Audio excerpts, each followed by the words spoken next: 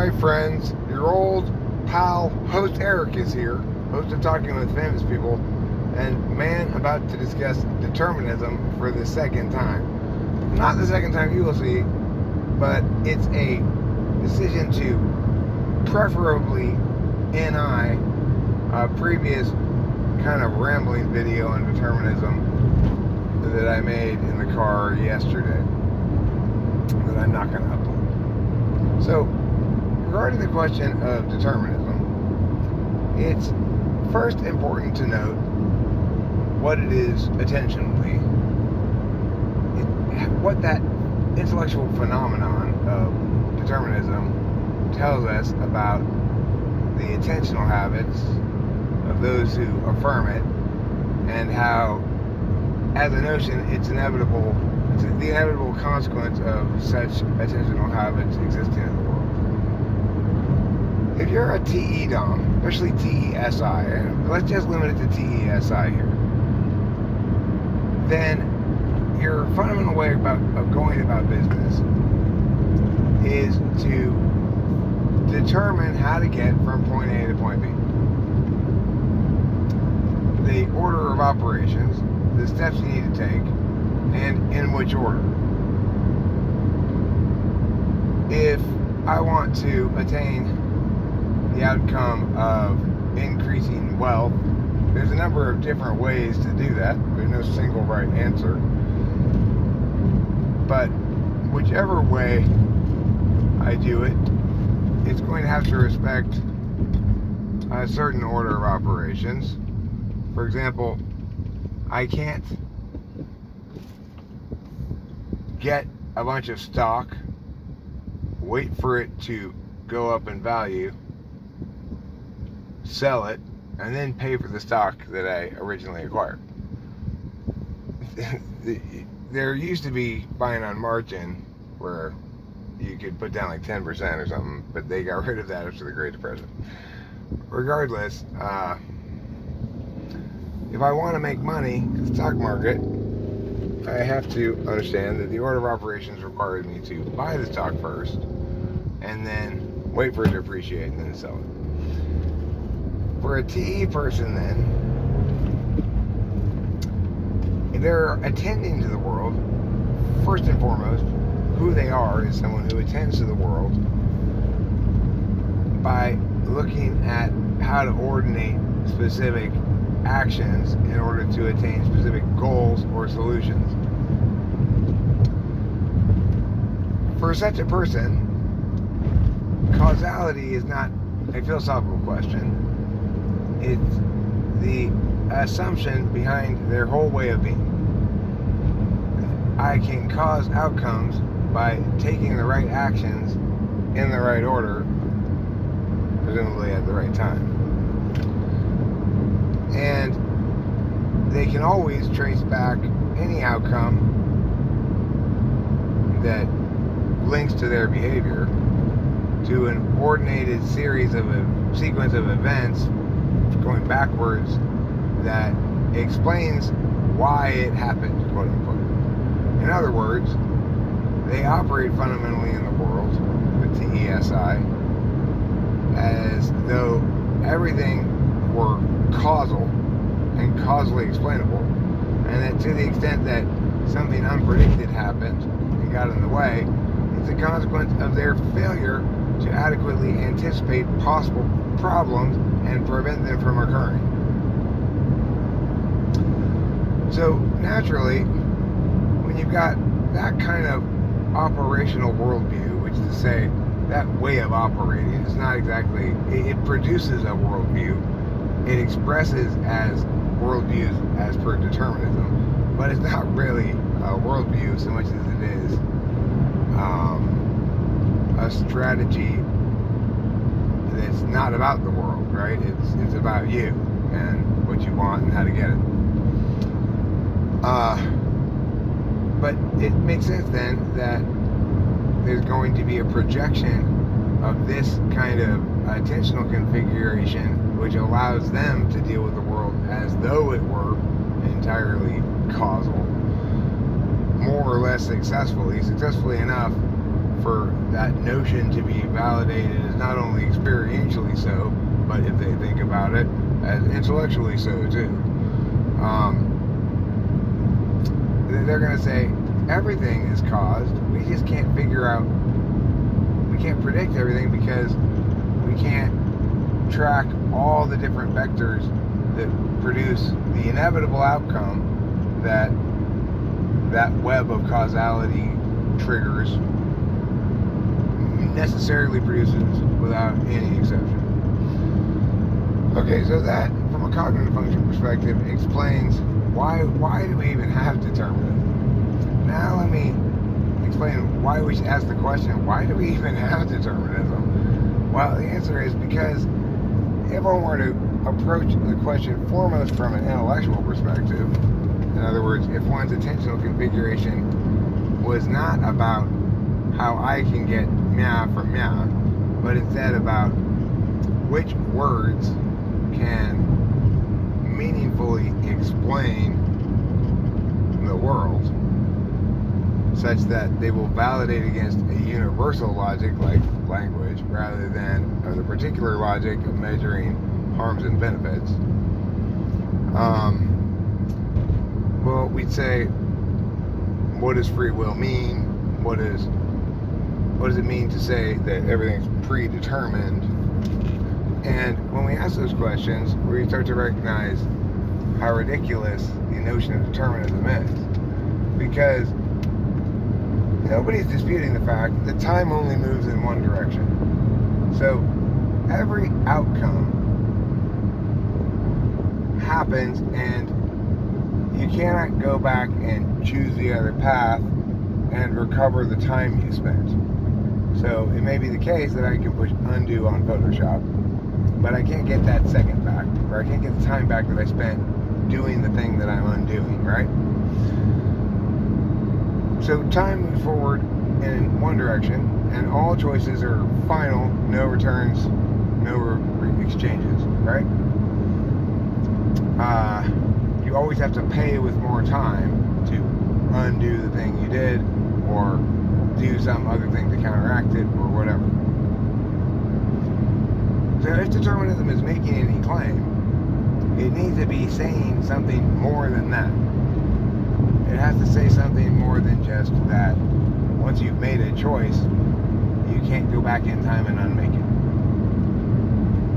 The language of determinism says that what it's saying, instead of just time moves forward, is that in analyzing the process by which things happen and time moves forward, we can determine that all choice is an illusion, that every outcome is an inevitability, and that the only reason we believe we have choice is because we cannot observe all the various vectors that impact how and why we come to our apparent decisions.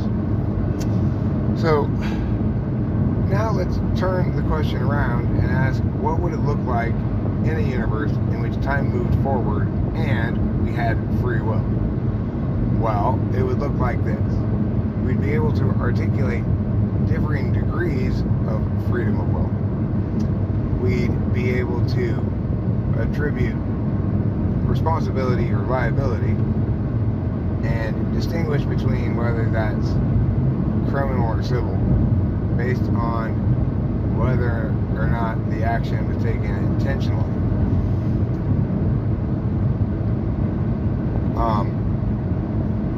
We'd be able to consider multiple choices before actually taking action and concretizing one.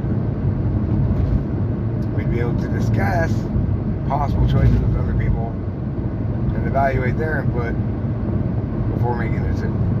In other words, if we were to imagine a world in which time moved forward, but there was also free will, it would look exactly like the world we see now.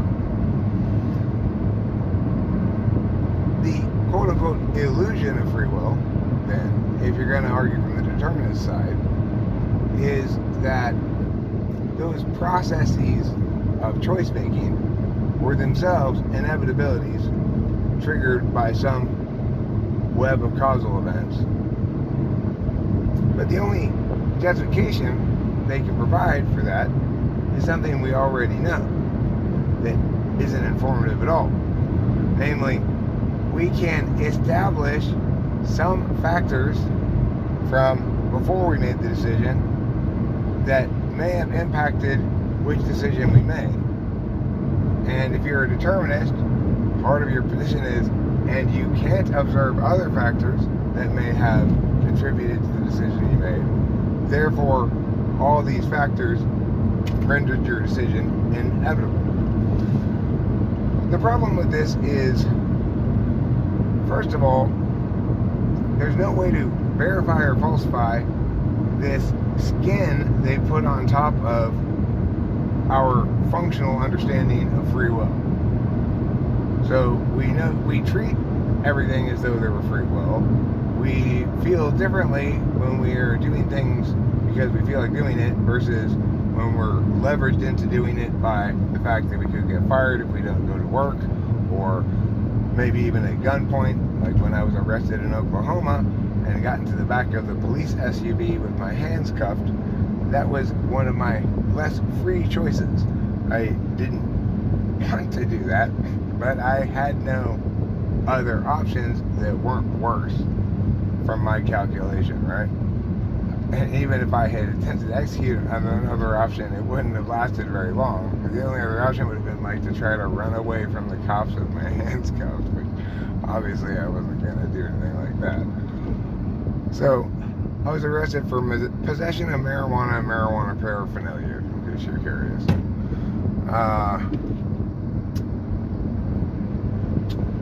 So we recognize that children are not as free as adults because they have to go to school, they're forced to, and they also don't get compensated for it. So not only did they not consent to engage in this work relationship with these bosses, but the work they do is slave labor.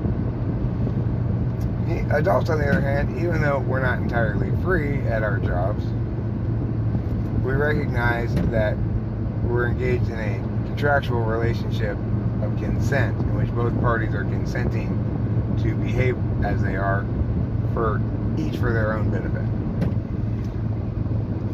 And then we also recognize that when we get home from work and play Madden, that's us maximally free. I've got leisure time, no responsibilities right now. I can do whatever the hell I want. I want to do this. So we do distinguish between varying degrees of freedom, but we should also note that there's a bit of an equivocation there. That free will, as understood philosophically, is not the same thing as freedom from restraint by others.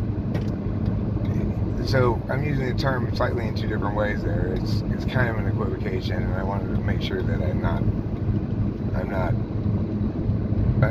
want to make sure I'm upfront about that. You might say, well, then doesn't that invalidate that whole block of arguments? Well, the point is, I'm saying we can use multiple metrics to check to see if something's consistent with free will. That's one of those metrics, but it only checks to see if it's consistent. It doesn't determine the question.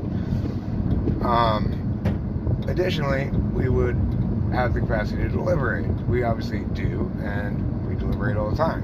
So I thought about this video a lot between attempting the previous one and making this attempt.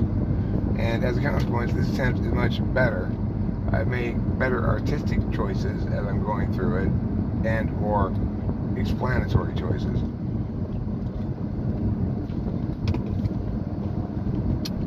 The difference being,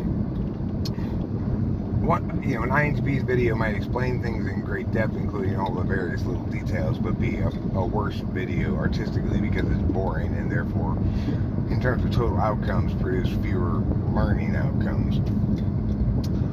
Regardless,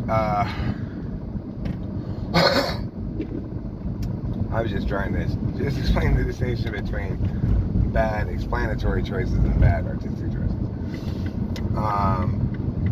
Okay, so then the real question for determinists is, and this is the thing that's absolutely determinant on the question, is, okay, determinists, if you're claiming that you're saying something more than time moves forward, and that free will, which is the naturally occurring explanation of what we observe, is an illusion, then present to me what free will would look like if it weren't an illusion. If you can't draw any distinctions between illusory free will and non-illusory free will, then you're not saying anything that can be checked at all. You're making a general claim that we should imagine our choices are illusions, but even the strictest determinists rarely advocate the policy advocacy that would naturally follow from that. In the status quo, we distinguish between people's degrees of culpability for their actions. If you're in the middle of a psychotic break that lasts for a week, like Rachel had one time, everybody recognizes you're less culpable for your behavior. So she didn't do anything bad, particularly during that week. A little mild vandalism, maybe, but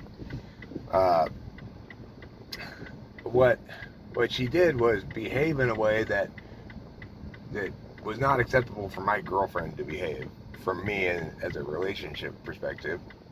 If I hadn't been aware that she was experiencing a mental health crisis, given that she was, I didn't think, oh, this is how Rachel is, and I don't want to be with that person. I thought, oh, this is what a mental health crisis looks like, and wow, how different Rachel is from how she actually normally is. So, the thing is, if we were to actually apply determinism in terms of public policy, we just have to let everybody go, no matter how heinous a crime they committed, because after all, they had no choice. It was unavoidable that they ended up committing that crime. It was the same thing as if somebody had a gun pointed at their back and forcing them to steal that thing at gunpoint. They had no choice. And then, of course, the idea that we would even choose to change our policies based on this notion that we can't choose things is very silly, obviously. And nobody would dream of advocating it, even those, because after all, it comes from a TE frame of reference. They'd say, well, we can't do that. That would fail to deter crime. In fact, it would just encourage it, as everybody who benefited from crimes would see those benefits and choose to commit more crimes. So you can see the absurdity of trying to apply a personal or subjective attentional strategy, and trying to use that as a basis for generating explanations or intellectual advocacies or whatever. Because if you believe in determinism, then you believe in something that describes free will as an illusion without any justification for doing so, and in inconsistency with all the various attempts we could make to validate whether or not free will exists, and without presenting what it would look like if it didn't. Like the difference between the world as it is and one in which it did have free will, without presenting any possible explanation of how it would look different, then they're not saying anything. And they need to go back to solving their own problems and attaining their own goals, because they are inadequate for the task of intellectualization.